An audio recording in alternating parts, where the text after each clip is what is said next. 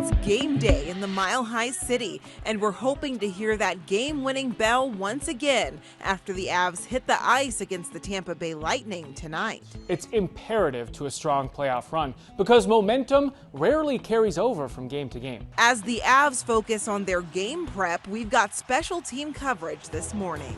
And I will be live at Ball Arena getting you ready for Game 2 of the Stanley Cup Final, telling you all of our favorite fan stories from this week so far. I'm Denver 7's Christian Lopez. Preparations are underway for the big watch party here at Tivoli Square. If you plan on attending, we'll let you know what changes you can expect. And how to stay safe with a hot forecast ahead. Happy Saturday and welcome to Denver 7 News. I'm Jessica Crawford. And I'm Katie LaSalle. Thank you so much for joining us. It is a big day here across the Mile High, Game 2 for the Stanley Cup Finals, Avs versus Lightning. We've got team coverage for you this morning. Danny New is inside Ball Arena, already a cheerleader. As we inch closer to puck drop, Christian Lopez is out at Tivoli Quad on the Aurora campus, which is the site of the biggest watch party in town where heat could be a concern. But first, Katie, just how hot is it going to get? Well, it's not going to be as hot as what we experienced on Friday, where we hit 99 degrees in Denver. Today, upper 80s, low 90s. We're seeing more of that monsoon moisture move into the state. It's a very mild morning, already in the low to mid 70s from downtown Denver out to the airport where the sun is shining. But you can see off to our west already picking up a little bit of moisture over northwestern Colorado, some shower activity moving in through Telluride. Here across the Denver area, it's going to stay dry for the first half of the day. By 10 o'clock, hitting the low 80s. Daytime highs later on this afternoon will be right around 90 degrees. Here's what it looks like through Futurecast. Partly to mostly cloudy skies through this afternoon. And right around 5 o'clock before the Avs game, we will have the chance for seeing a few of those thunderstorms roll across the plains. Most of the moisture, though, will stay into the mountains. But by 9 o'clock should be a mild evening. Hopefully we'll get that Game 2 win here in Denver.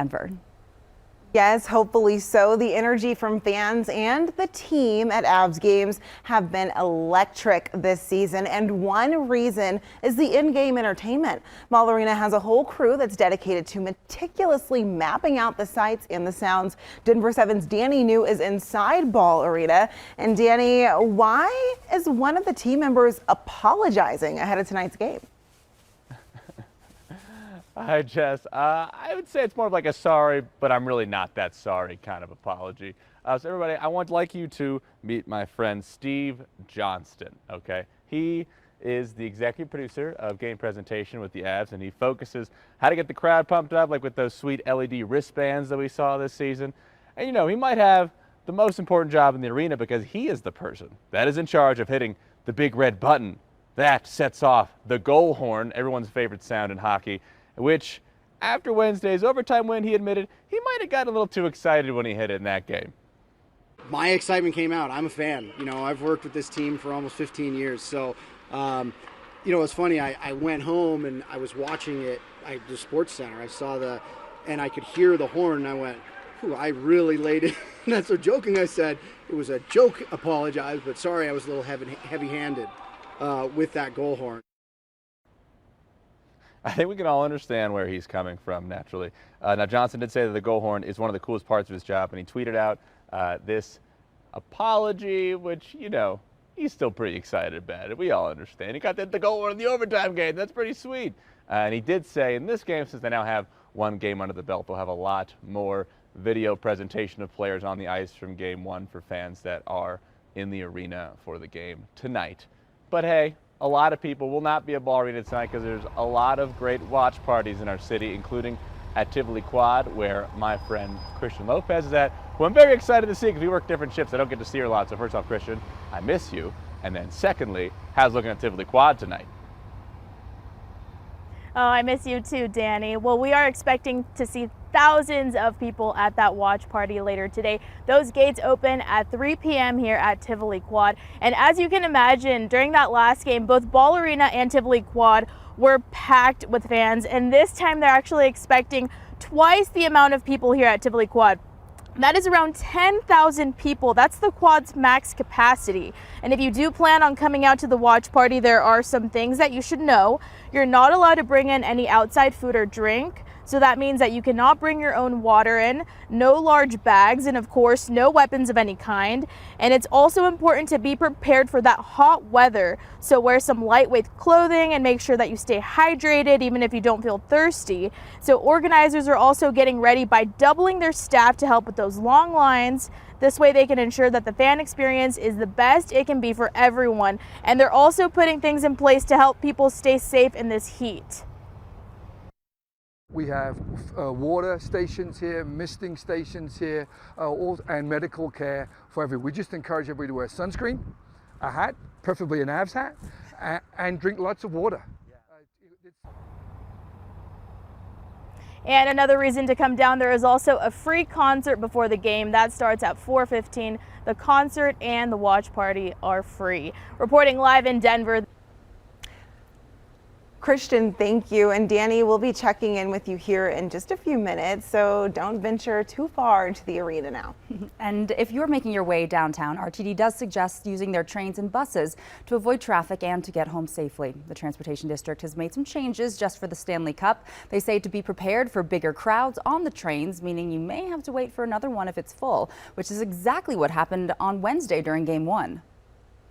Packed. So I did a transfer and walked onto the RTD and was on the steps, and you're not supposed to be on the steps, and that was all there was to choose from. There are also designated rideshare drop-off areas near the quad, and when it comes to Uber or Lyft, drivers told us to expect to pay more because of surge pricing, but you can save a little by booking your ride earlier. While crowds are a welcome sight to downtown restaurants, some are bracing themselves as they try to keep up with the demand and low staff. According to the Colorado Restaurant Association, 8 in every 10 operators in Colorado don't have enough staff. That includes establishments in the Union Station area. One restaurant owner says while they made double what they usually would for a Wednesday during Game 1, it was a struggle. We need servers, bartender, back of the house people. We are scheduling everybody at 6 days. We are pulling a couple servers from the Venice in Greenwood Village. In the week leading up to Games 1 and 2 of the Stanley Cup Final, there have been more than 200 job postings for various restaurant positions just here in the Denver Metro. Well, the Avs will likely be without Nazem Kadri again tonight. He is still recovering from a thumb injury. Also, winger Ander Cogliano is questionable, although he was shooting with the team yesterday. So how are the Avs preparing for tonight? It's 5 minutes at a time, says Denver 7's Nick Rothschild. Wake up, people! It's game day. I'm Nick Rothschild, and tonight, Game 2 of the Stanley Cup Finals right here on Denver 7. Time is of the essence. A hockey game. It's composed of 3 20-minute periods for a total of 60 minutes on the ice. Unless there's overtime, but let's forget about that for now. 60 minutes. It's a massive chunk to wrap your mind around for game planning purposes, especially when any given shift lasts about 1 minute. To keep his guys focused, Jared Bednar breaks the game down into 5-minute segments, just a couple shifts. And that facilitates consistent output both within a single game and throughout a playoff series.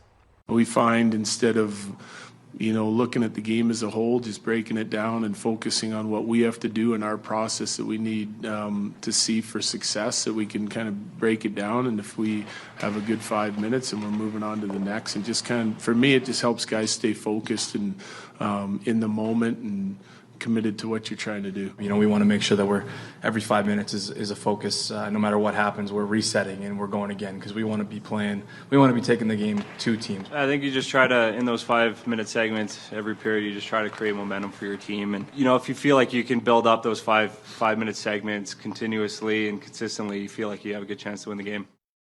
Staying in the moment, it's imperative to a strong playoff run because momentum rarely carries over from game to game. Especially in this situation where the Avs and Bolts had a rare 2-game break between Games 1 and 2. Cale Makar knows that once the puck drops tonight, the Avs need to create new momentum. Momentum! Yeah, momentum in playoffs, it's tough to carry that game to game. Obviously, you have to take advantage of when you have the home ice. But for us, it's all about that fast start, making sure that right off the bat, we know that they're going to have a good start and come out hot. So we just have to kind of match that and continue the game that way. I would say in this situation, I don't believe a lot in it. You know, like it's Stanley Cup Finals. We know that we're going to see Tampa's best game. They'll be better than they were in Game 1. There's a lot of areas for me that we can be a lot better than we were in Game 1. So it'll be about the detail in our game and how hard we compete. All right, the Avs will look to maneuver around Tampa Bay tonight to take a commanding 2-0 series lead in the Stanley Cup playoffs. Don't forget to start your night off right here by watching the Denver 7 pregame show beginning at 5:30. See you then. Our special coverage is just getting started for you this morning. Yep, Denver 7 is your home for all things Avs in the Stanley Cup Final. And as Nick said, join us for the pregame show at 5:30. The game starts right at 6 and our postgame show airs immediately after. Our special Avs coverage continues throughout the morning, and in our next half hour, a former coach for the Lightning joins us live with how both teams could tweak their approach on the ice tonight. And we take a look from Ball Arena how a punk song from more than 20 years ago became the Avs fan anthem.